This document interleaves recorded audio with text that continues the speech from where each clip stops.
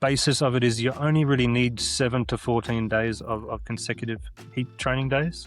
So it doesn't take a lot. It's something that you can respond to very fast, but also what you gain very quickly, you can lose very quickly as well. There's some acknowledgement that perhaps we lose up to about 2.5% of that heat adaptation every single day that we don't have that heat exposure. So again, you want to make it purposeful, intentional, and well planned out so that you execute it at the right time. You're listening to Endurance Unlimited, a TrainingPeaks podcast for athletes and coaches, no matter what you're training for. Dial in those workouts with deep insights and cutting-edge science from the most prominent voices in the endurance and hybrid sports world. My guest today is Ben Day, who is a retired pro cyclist and a founder and head coach at Day by Day Coaching. He is currently coaching for Modern Adventure Pro Cycling Team and a past coach at Green Edge Pro Cycling. Ben was also the head of performance for the America's Cup boat American Magic. Today we chat about heat training, from active versus passive protocols, who can benefit from heat training, and how and when to add it into your annual training plan. I hope you enjoyed today's episode and can learn a bit more about how to make the most of training in the heat or just relaxing in the sauna. Well, this is our second Modern Adventure Cycling related episode. We had George and Bobby on last time. So awesome to have you on, Ben. And how's things in Girona? Yeah, Girona is great. Thank you. It's a busy time here. I've seen the town grow over the years. I think my first year here was 2011, which is maybe 10 years after the first stalwarts came over here to create the cycling community that we have. And in the last few years, the number of professional cyclists continue to grow. It's a little bit of a newer generation, but there's a massive expat community here at the moment too. And I think people just realize what a great environment it is to not just ride your bike, but to live and enjoy the area, enjoy life. In a busy period of time for the team, we're getting more starts than we ever thought we would, straight up, such as the power of George Hincapie talking to the organizers and the interest in the new American team. So we're really very much all hands on deck at the moment. Yeah, well, you've covered a lot in your career. I mean, you were a pro cyclist, and then moving on to coaching, private coaching, and you worked with American Magic, the yacht racing in the America's Cup, and now back to cycling with Modern Adventure. Today obviously we're talking about all things heat training, heat acclimatization. It's more than a trend now. Yeah. I think it's really embedded in training at the tip of the spear, if you will. But if we go back in your career, when did you first start dabbling with heat training? Yeah, I'm smiling because you know this place well, North Boulder Rec. North Boulder Recreation Center. Yes, that was probably 2000 and what was it? 2009, 2010, something like that. There was, I think that was the first time I really became aware about the benefits of heat training, and the preparation was mostly around getting ready for big races in the hot conditions. And for me, like what I remember so clearly is a USA Pro Challenge at that period of time. That was always a massive push for us.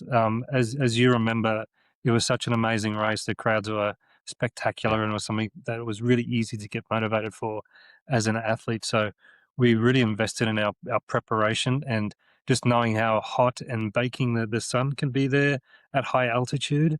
It's something that we started to spend a lot of time in the sauna within our preparation week, just to make sure that we're ready for the conditions. I remember days of 100+ degrees Fahrenheit, which is what high 30s, 38 degrees Celsius, and just spending time in the sauna there, which was brutal. I wasn't very acclimated going in there for the first time, but after a period of weeks, the sensation felt different, and I really had this tangible awareness of like the outdoor environment just didn't feel as taxing anymore. Like I just felt like I could handle it a much better way. So it very much became like an experiential thing for me to start with.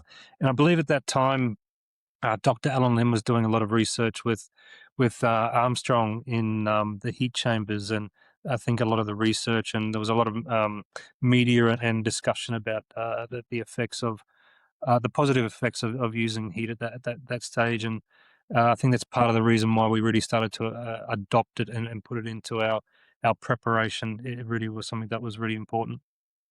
So back then, were you only doing the passive, the sauna, or were you doing any active heat training as well?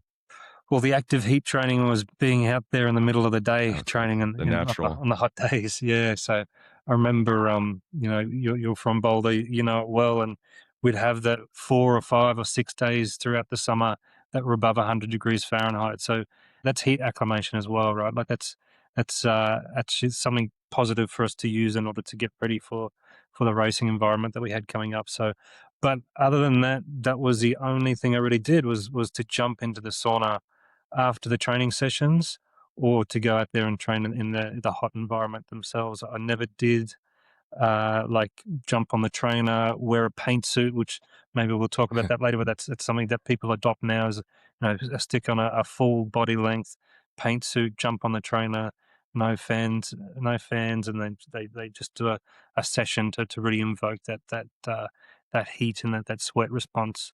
Wasn't thinking about any of that back then. It worked.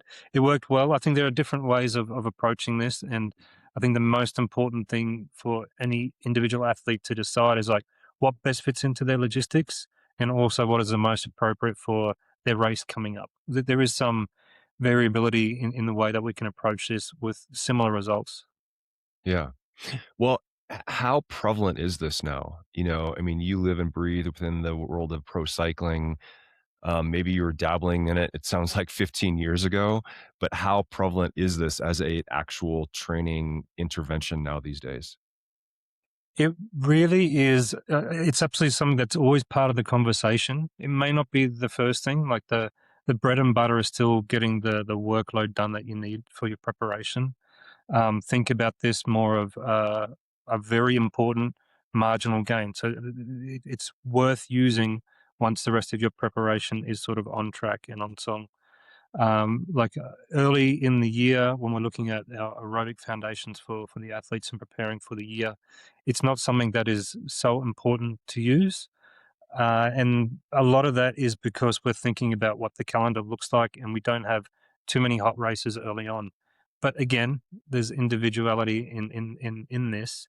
It depends on what the athlete's calendar is. So if you're going to race in the Tour Down Under in January, you absolutely have to do it. Some of the hottest racing I've ever had in my life has been down there in Adelaide.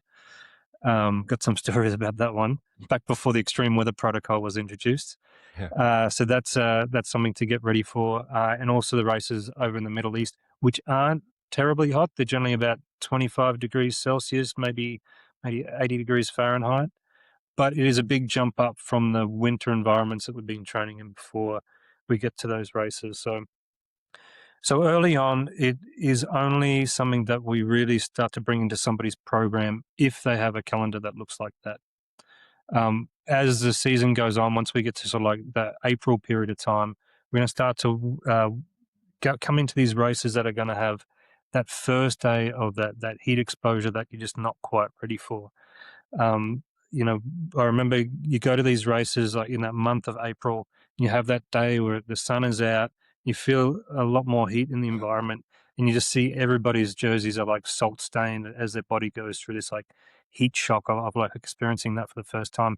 If you're not ready for that, then you've totally blown a chance and an opportunity in that race, because the people that are ready to go. So there's there's two reasons to really chase after this heat adaptation. One is to get ready for the hot weather races, to make sure that you have all your boxes ticked in preparation. That adaptation is really strong, but there's also like a physiological component as well. So even for the races that are not hot, you can gain a lot from going to do this heat training early on as well. So again, I think it's really important to understand the athlete's full scenario and to make sure that it fits into the workload that they have going on, the things that they need to chase after. It's always that one of like, what's the lowest hanging fruit for this athlete? Like, how can we best help their performance improve? But heat training absolutely is something that comes very early on in the conversation of like, we can take this person to a new level. You mentioned some physiological changes that can help even if it isn't hot. So what are some of those changes that are occurring that can help no matter what the actual race temperature may be? Yeah, absolutely. So the biggest one is a blood plasma volume change, right? So with that, it increases your stroke volume. It helps cardiovascular efficiency. It helps your thermoregulation. You think about how you handle the hot environments or even the workload. So when you're racing hard, putting out a lot of power, you're creating a lot of heat. So it's important that you get convective cooling through good blood circulation at the skin in order to moderate that heat effect that you're producing. So that's the major driver. We can also, it's a little bit more of a discussion in the research community at the moment of potential hemoglobin mass changes as well. So hemoglobin mass increase, which can also increase the oxygen available to deliver to the muscles too. So it's something that there's a lot of research that's always seems to be coming around. It really seems to be closely aligned with Olympic cycles because there's always research funding for nations as they come into that. And with the Olympics always being at the hottest part of the year in the summer, it's one of the topics that gets a lot of research. And every year that there's some great papers coming out, continuing to push the needle and the knowledge of the benefits of the heat preparation. So the thought of hemoglobin mass change, similar to what you might achieve at going to altitude training, it's something that's starting to come online now, and so we're starting to use those two things in conjunction with each other. Altitude training, it's spending time at altitude to get that change, but also to add in the heat training as well to continue that blood plasma shift, but also to increase that hemoglobin mass as well. And I've heard about teams doing heat acclimatization training prior to going to altitude. Is that a kind of a stepping stone to help you adapt quicker, possibly? Yeah, absolutely. Uh, so the effects are slightly different, right? So you when you have start to go through the heat training process, after 7 days or so, you'll start to have this blood plasma volume shift. And when you go to altitude, you actually have the opposite. So the first few days of acclimation at high altitude, your blood plasma will drop. So that volume will drop. And so if you can counteract that a little bit by doing some heat training beforehand, you have some more blood plasma volume to take into that environment, and you might increase your rate of adaptation, or that those first few days that you have at altitude, you'll adapt quicker and be ready to start to push the training a lot faster. So it sort of counteract some of the negative effects that happens early on in the altitude environment. So yeah, really important. And also on the contrary as well. So like once you finish your heat training block in that final week before a race, you can then go do some more heat training again in order to maintain the gains that you've achieved from the preparation that you've done there in that altitude block. So again, to maintain that blood plasma volume and also that hemoglobin mass. But you're not doing both at the same time. You're not at altitude at 3,000 meters and adding the sauna or the heat training. Is that, or are you?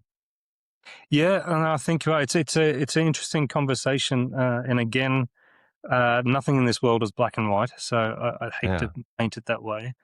So it's important for somebody to understand their training load, what they're trying to achieve at that one time. But yeah, absolutely, you can combine those two together, altitude and heat training, as long as your overall load, each one of these is a stressor on the body, as long as your overall load is not too great for your development of as an athlete, right? So I think there's that opportunity there for people who have the experience and have the knowledge and have the understanding of what they can handle. So yeah, absolutely, it's something that we can add together. And there are some signs. There's some research that has come out about this, about compounding gains of like how these two different approaches can actually support each other to get an even greater positive response. So it's this learning how you, the individual, adapts to each, and then Yeah. potentially later on combining them if you have that confidence or working with the coach. Yeah. Another benefit I've seen when I go to the sauna, you want the sweat to occur earlier. Is Yeah. right? No, absolutely. That's one of the signs that you've adapted to the heat. You've done that preparation, and you have a earlier onset of sweat responses is the technical term for it. Right. So, not the sweaty hands you have when you're at school when you're nervous or something like that, but like this is actually a weapon for an athlete because it helps to start that cooling process earlier, maintain that core body temperature from increasing too quickly. So, absolutely, that's something that we want. Yeah.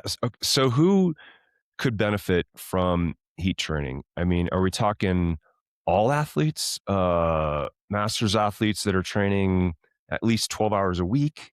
You know, where do you start to think about bringing this into your program as an athlete? What does that profile look like?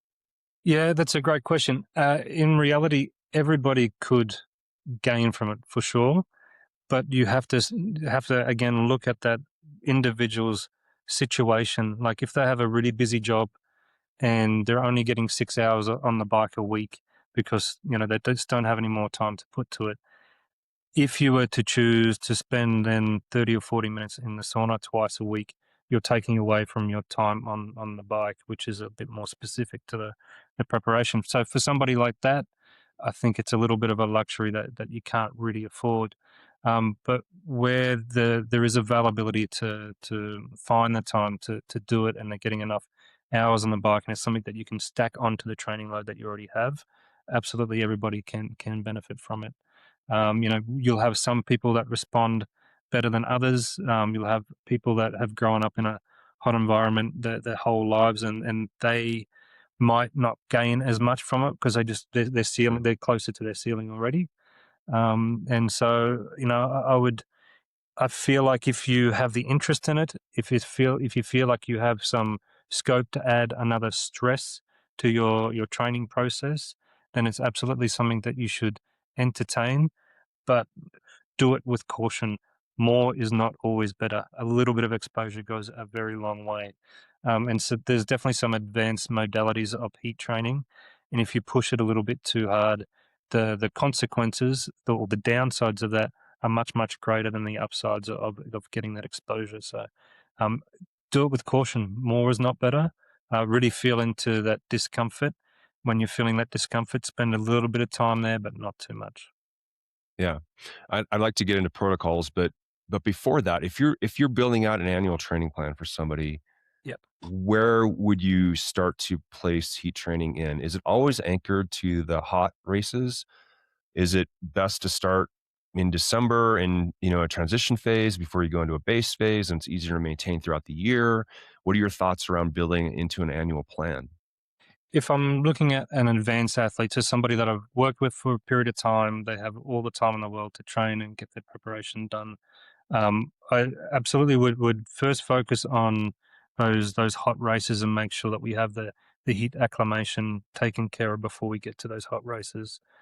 But there is an advanced opportunity here to boost that physiology early on, some of those aerobic adaptations. So in the first few months of their training cycle, to add in some heat work in order to help that physiology improvement kick along earlier on. So planning it out is a great way to do it because it's really easy to get lost in the trees when you're into the training week and pushing hard and stuff, and then all of a sudden you realize I'm coming into the months of summer or the first races of the year that are going to be hot. I haven't done the heat preparation yet, and like we were saying before, like you lose an opportunity. You just can't perform when you're not ready for that heat exposure. So planning that out early on, and making sure that you're well versed or well prepared for the hot races. And if you're an athlete of advanced variety, somebody who has good support around them, good awareness of how they respond to the training load, and they can find the opportunities early on to add in this heat stress for these cardiovascular benefits to the physiological shifts. You can do that as well. So um, the the basis of it is you only really need 7 to 14 days of consecutive heat training days. So it doesn't take a lot. It's something that you can respond to very fast, but also what you gain very quickly, you can lose very quickly as well. So I'd say time when you're going to use the heat training in a way that you're going to have the benefits when you go to the races, right? So there was one that there's some acknowledgement that perhaps we lose up to about 2.5% of that heat adaptation every single day that we don't have that heat exposure. So if you're going to do that early on in your training season and then you forget about it for 2 months, then what you did early on probably doesn't have any carry-on benefit. So again, you want to make it purposeful, intentional, and well planned out so that you execute it at the right time. You spend that energy, because everything costs energy, takes up our time, and you want to spend that at the right time so that you're having that positive gain when you're into the races that are the most important for you. Okay, so we've kind of dabbled around passive versus active. Yeah. Let's start with passive. Passive being the sauna, but also, there's studies coming out around hot tubs too, and just hot water immersion. So your thoughts around sauna versus hot tub, and then I'd love to get into some of the actual protocols for the usage. Yeah, absolutely. So the understanding now is that the active heat training is probably a little bit more specific and has some greater gains. My argument would still be what is the most logistically feasible for you, because all of these can elicit the responses that you're looking for. So how do they best logistically fit into your daily routine to give you that exposure that you need? The hot water bath immersion, like you mentioned before, the first I really heard about that was when we had, I think it was the World Championships in Qatar, I think it was, in 2016. Super hot, and everybody was getting ready for that. And it was, when was that? It was end of September, so very, very hot time of year. And I just remember all the heat preparation that everybody was doing beforehand, and the introduction for me at that point anyway of using a hot water bath as a way to achieve this. Not everybody has a bath in Spain, unfortunately, but if you did have one, they would set the water temperature to slightly above their core temperature. So let's say your core temperature is 38 degrees Celsius. You want to be a few degrees above that, because you want to spend time in the bath. You don't want to just get in there, get scalded like a lobster, and then jump out after a few minutes. You actually want to spend a decent amount of time so that your body gets exposed to that heat over that period. And so they'd go in there and spend 30, 40, 50 minutes in the bathtub in that condition. It seemed to be quite effective. And one of the other modalities that I remember hearing about at that time that people started to use was putting their trainer inside the bathroom, closing all the windows, closing the door of the bathroom, getting on the trainer, and then spending 45 to 60 minutes at a low intensity, sort of using heart rate as the most important guide, and letting the power drift down throughout that session, and then just using the body heat to boost the temperature in the room and give them that heat exposure, which is the opposite. That's more of an active modality, right? So that was another one I remember from those World Championships that became very prevalent. So there's quite a few different ways to do it. To add on to that, you can start to put more clothing on. So you have an opportunity to put the thermal clothing on in the middle of summer, so you can sweat up a lot. Indoors is generally the best. Wearing a paint suit. So if you've ever painted your house before, you get the white suit that zips all the way up to your neck, and you have the hood and stuff like that on as well. Then you jump on the trainer, and you'll often see some pictures of the professionals doing that in their heat adaptation early on. So that's a great way to do it as well. Become a sweaty mess, but you're getting the heat exposure and the heat stimulus that you need. So they're great things. Sitting in a hot tub, it's quite similar. That's also getting the same gains as being in a bathtub. Steam rooms, so you have other modalities there as well that sort of fit. So there's quite a few different ways to approach this. And like we said before too, of like just actually training in the heat, your performance is going to be impaired at the time, because you're having to deal with the heat shock to the system. But just training in the hot environment as well is also part of that adaptation that you're looking for. So that can be quite a specific way to get ready for some of the hot races that you have coming up. So a lot of different ways to tackle this one. And so it's really a matter of somebody understanding what their best logistics are in order to execute on this and get that, that golden thing that we're looking for, of that, about 2 weeks worth of exposure, and doing that at the right time so that you're taking it into the A races. So something else that we can add to this here in terms of the periodization of this heat exposure is that we can do this early on. So let's say that in 5 weeks' time, there's a big race. Let's say it's in the middle of summer. I want to make sure that my heat adaptation, that I'm ready for that hot racing coming up. So I can do that heat acclimation training early on. I can get 2 weeks worth, and then I can just go into a maintenance phase of like 2 sessions per week. And as long as I'm getting enough exposure throughout that period of time, you generally aren't going to lose any of that heat adaptation that you've accumulated from that earlier block or specific heat training. As you come into the final days before that A race, if you just do 3 or 4 days in a row at that point, you'll find that you regain all of the heat adaptation that you gained from that early exposure, and you can take it into your A races. So there's ways of setting this up so that you're not trying to chase your hardest peak training moment and trying to achieve the heat exposure as well at the same time. So really important to plan this out in your annual plan, and look at the periodization of your training on the bike and how best to fit these heat sessions into that as well. So going back, let's say you were to write this out for somebody in TrainingPeaks, workout of the day. Are you going to do the sauna before or after training? And when you're in the sauna, how long are you in the sauna for? Okay, good question. So I like to always prioritize the work on the bike. For me, that's the most specific for what they're trying to achieve. So get the quality on the bike. So we do that early on. There's 2 different ways of approaching this. So for the most time efficient, do your training session, keep all the quality in that session. When you come home from training, throw your shorts on, walk over to the sauna, jump in the sauna, and you spend enough time in there that you get the heat stress. And I'm hesitating giving you some numbers around that because of the dangers of going too hard in those sessions. So we'll jump into that in a second. So there's 2 different ways of doing that. So like, that's the most time efficient, because let's say I've just gone out for 3 or 4 or 5 hour ride.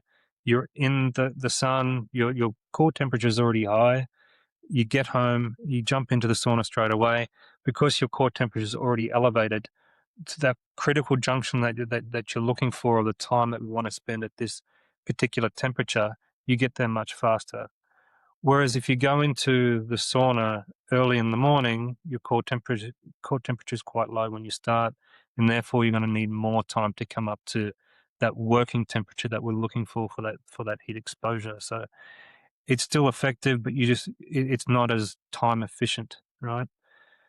But there's also been some suggestions that separating those sessions out could be ultimately more effective as well. So do your training session in the morning and then wait 3, 4, or 5 hours, get some recovery in the middle of the day, and then go do your heat session at the end of the day with enough separation between the two so that there's no sort of impacts to your recovery cycle from your on the bike session too. So that's an ideal world. I feel like that's a luxurious situation, because now we're talking about the whole day already being completely taken up. So it's not as time efficient, but there's some conversation around that potentially being a slightly greater increase in that performance benefit from doing it that way. So, and just to circle back to talk about some of the specifics of the duration that you want to spend in a sauna, for example.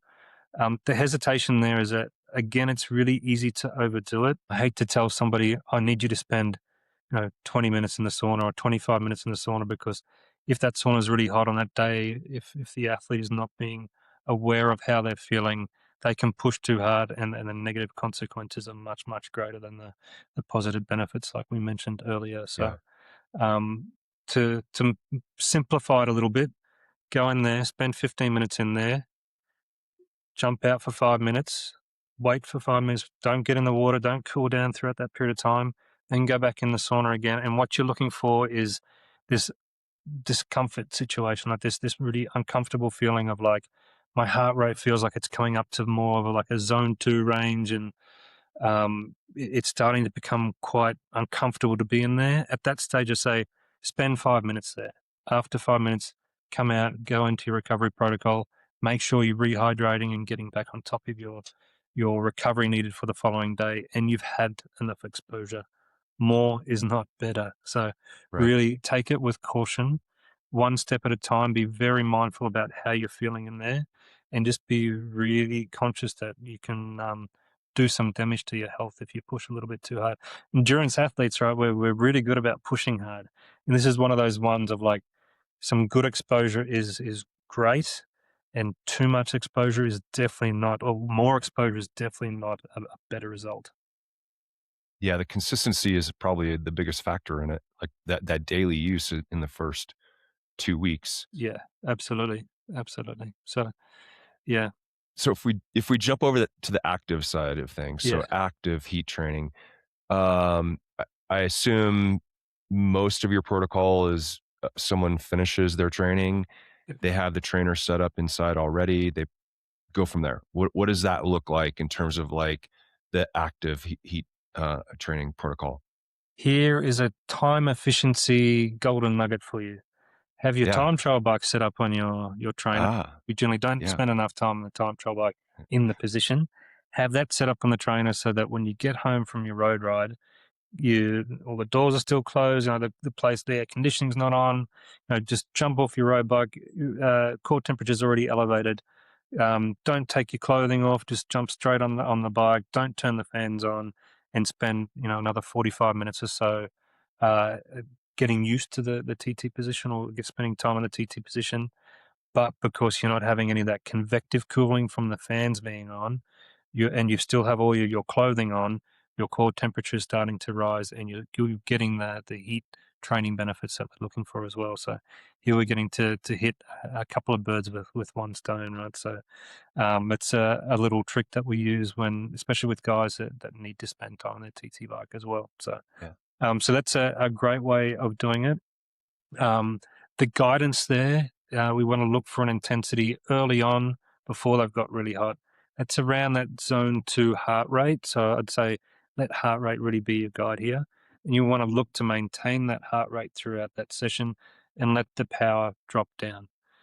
So you'll find that your power will get down to like 50% of what you might normally achieve at that zone 2 range, and let it happen, because this is a sign that your body is undergoing similar physiological stress than what you normally have when you're doing that zone 2 effort. But it's mostly coming from that heat exposure at that stage. So talking about the sauna, I love the sauna. I think it's a great place to go to, and what it does for your nervous system, and there's all the conversations about longevity and how healthy it is for us. But you still have to get home. You still have to get a little bit of recovery nutrition in, and then you have to get to the sauna unless you're lucky enough to have a sauna in your house. So it takes up a bit of time. So the active heat exposure in this regard of like coming home, being able to jump straight on your trainer and get that exposure in, it's the by far the most time efficient way to do it. So it's a popular one. And, the conversation is around that perhaps the active heat exposure has some greater overall benefits than what the passive exposure does. Ben, what types of things do you look at in terms of tracking how the athlete is adapting? How can you assess from the athlete if they're adapting or overdoing it? Objective feedback. It's something that we so often just jump to the data all the time and want to look for the number of like, this is confirmation, because I don't know why we always have this tendency, but like actually just asking the athlete, like, how is it feeling? Like, how are you feeling? How are you recovering from your training cycle? Are you getting enough recovery in so that you can hit your quality sessions in a way that you're still feeling like the load and recovery equation is still in balance? If we add heat into that, then that's going to potentially upset that, and we need to account for that. And you ask like, how do we assess whether they're feeling, or how do we assess whether they're better acclimated to the heat? first up is to simply ask them, like, how is it feeling? Some work I was doing with Dr. Alan Lim in the last year was we had a conversation, and he suggested, how about just using rate of perceived temperature as a guide to how hot it was today, as opposed to a wet bulb temperature. Wet bulb temperature being the temperature in Celsius plus the humidity added together, instead of looking at it from that response of like, how hot did it feel today? So now you're starting to bring into the effects of what is the athlete actually experiencing. So I think it's a really important one that we so often forget to ask with our desire to always want to be able to quantify and validate things with numbers, is just to check in with the athlete. I'm saying, like, does it feel more manageable? Are you able to handle this session in this environment in a better way? So and I think that's probably the most powerful one that we have. There are some other methods, which is quantifying it a little bit more, which is to use a core body sensor. You'll often see the professionals wearing that underneath their jerseys. It's on their heart rate strap, and it's using an algorithm to figure out what their core temperature is doing throughout the race. So that's something that you can overlay with your TrainingPeaks data to understand where the core body temperature is, and then you can see the relationship with that and potential power losses as things get hotter. So that's another way to look at that.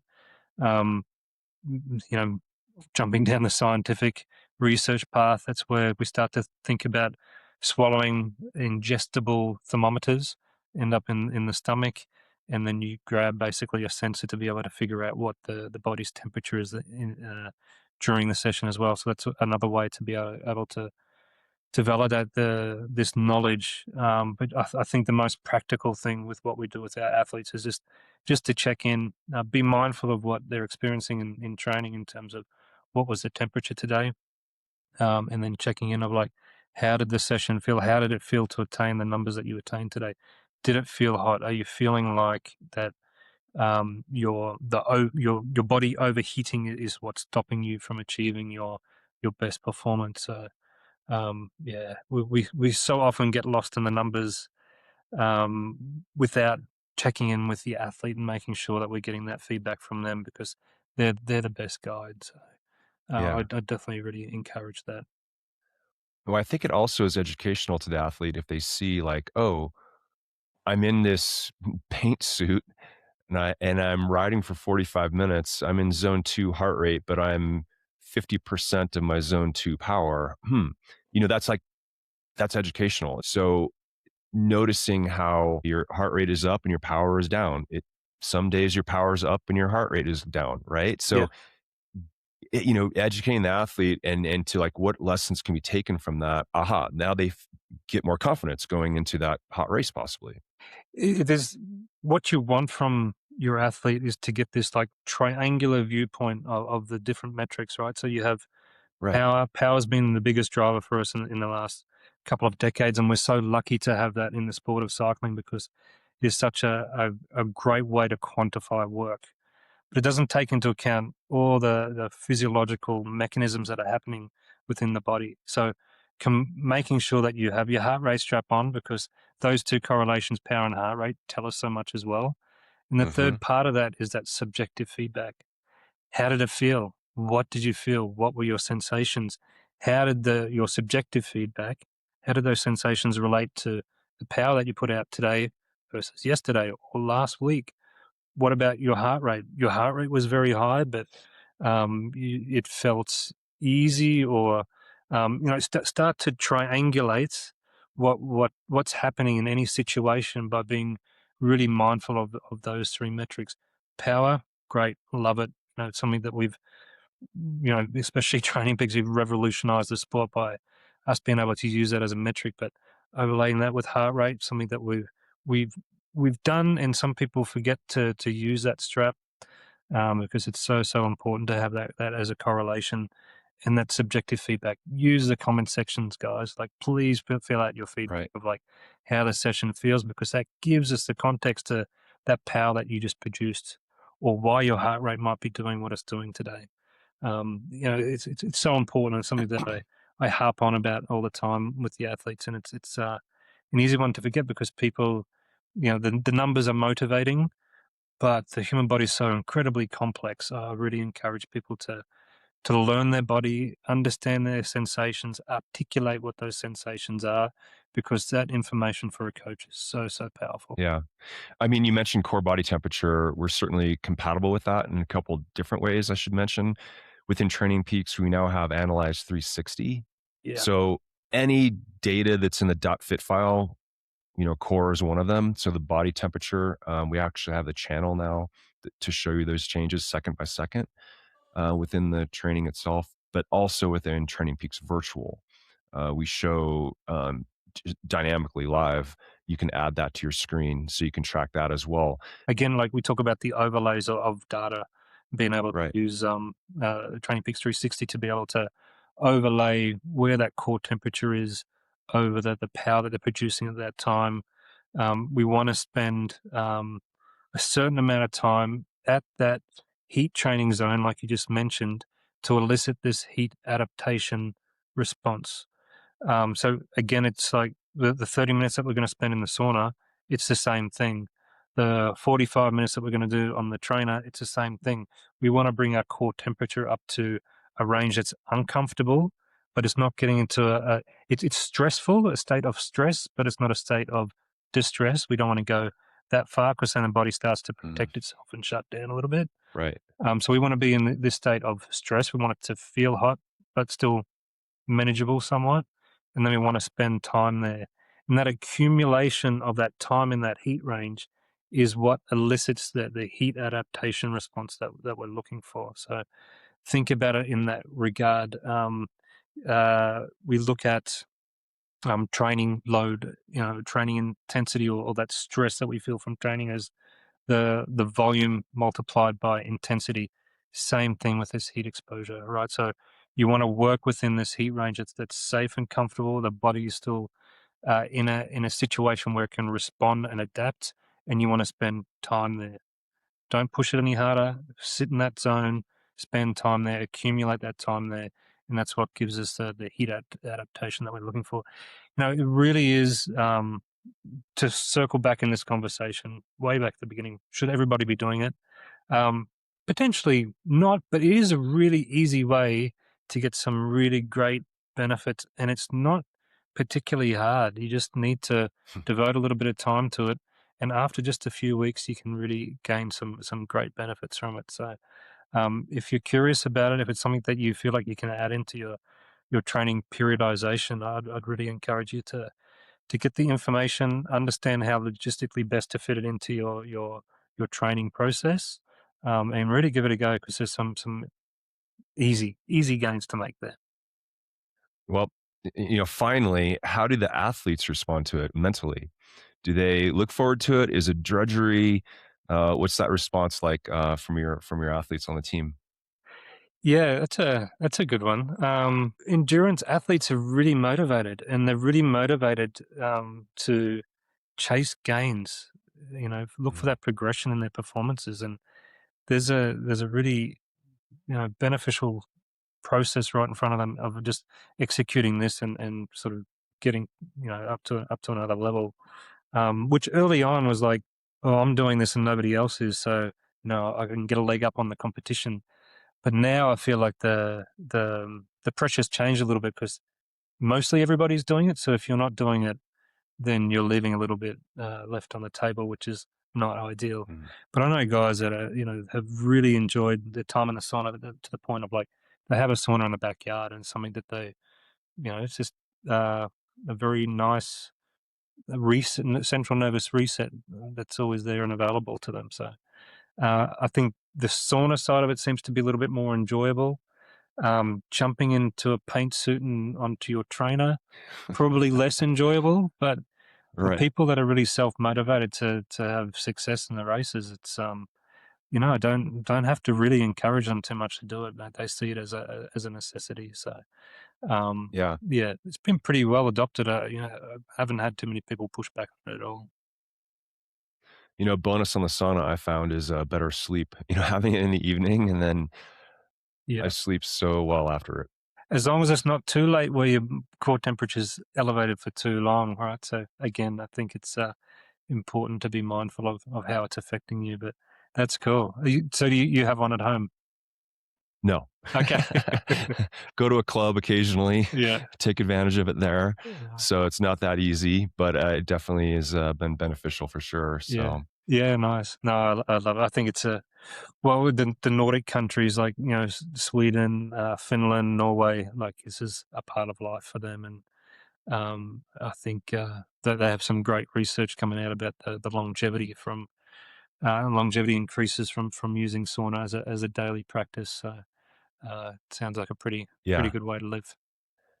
I went on a business trip to Finland to meet with Polar and Sunto and some others. And when you check into the hotel, the very first thing they do is tell you where the sauna is at.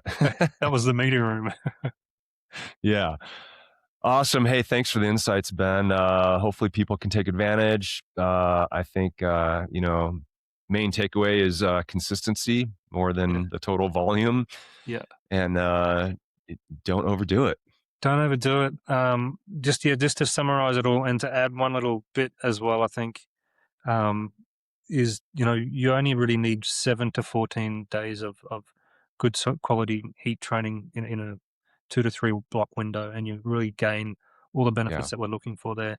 A little bit different for women, right? So they need a few more sessions. So, look for potentially about that 15 to 18 sessions all up, and then they'll have the same heat adaptations as well. So it's a great way to shift your physiology along and gain some great benefits. It's not just for getting ready for the hot weather races. It's something that you can use to help your fitness increase as well. So really encourage everybody to try it. There's some great information out there that really outline the stuff nice and clearly and present the different options that people can use to apply to their own training process. Yeah. Super. Thanks, Ben. No worries. Great to catch up, Deck. Thanks for your time. Thanks for listening to Endurance Unlimited. Be sure to like, subscribe, and follow us on your platform of choice to never miss new episodes. Also, be sure to leave a 5-star rating to let your coach and the algorithm know you're ready to dial in your training. Find more resources to help you take on your next challenge at TrainingPeaks.com or find us on social media at TrainingPeaks. Got questions? Leave a comment or send an email to podcast@trainingpeaks.com. Good luck in whatever you're training for, and trust the process to reach your potential.